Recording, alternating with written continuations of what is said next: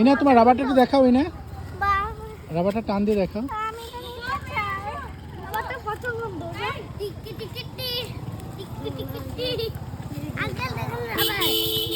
তুমি রাবার নিয়েছো, টান দাও তো দেখি কতটা লম্বা হয়, আমাকে দাও, এক মাথা আমাকে দাও।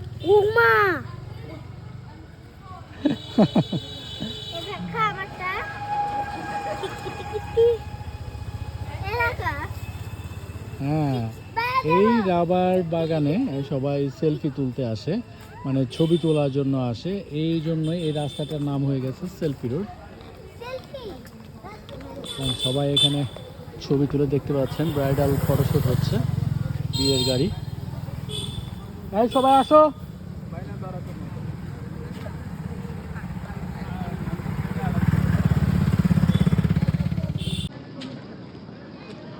সেলফি রোড রাবার বাগানে আছে, এগুলো দেখতে পাচ্ছেন রাবার বাগান।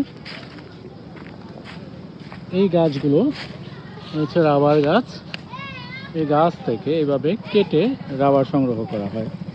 দেখেন এখানে কাটা, ঠিক এভাবে কাটা, এখানে রাবারগুলা পরে এই এরকম পাত্রে সংগ্রহ করা হয়, রাবারগুলো এই পাত্রে সংরক্ষণ করা হয়।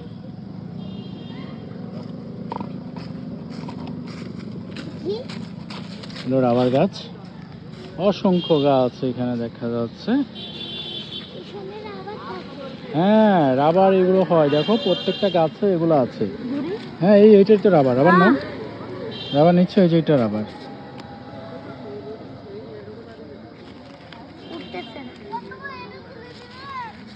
এটা খোলা যাবে না, খোলা যাবে না, খুলো না, খুলো না মুসাব, এটা খোলো না।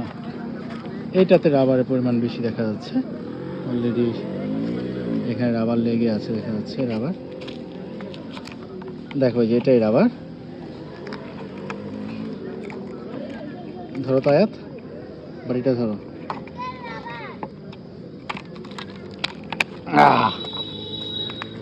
এই থেকে রাবার হয়, যেটা পরে প্রক্রিয়া করে রাবার তৈরি করা হয়। নাও টান দাও, ধরো, টান দাও। দেখেছ,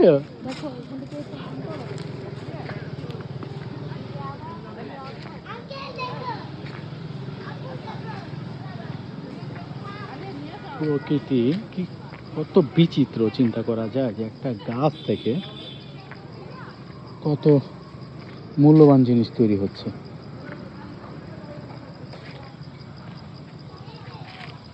এই গাছেরই আঠা, সে আঠাটা থেকে এই কষ সংগ্রহ করা হচ্ছে, এই কষ থেকে রাবার তৈরি হচ্ছে। আশ্চর্যজনক ব্যাপারটা যদিও।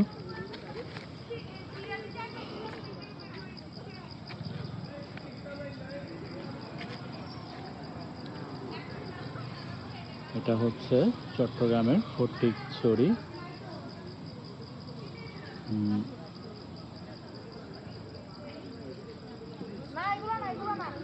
ইয়াকো রাবার বাগান।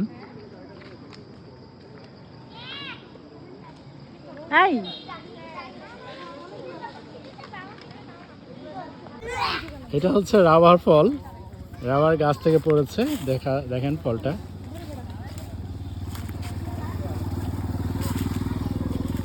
এই যে নাও রাবার ফল।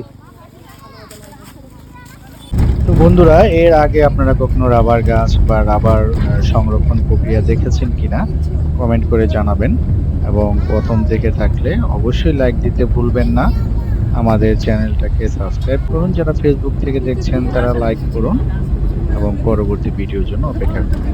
ধন্যবাদ সবাইকে, দেখা হবে আবার নতুন কোনো ভিডিও।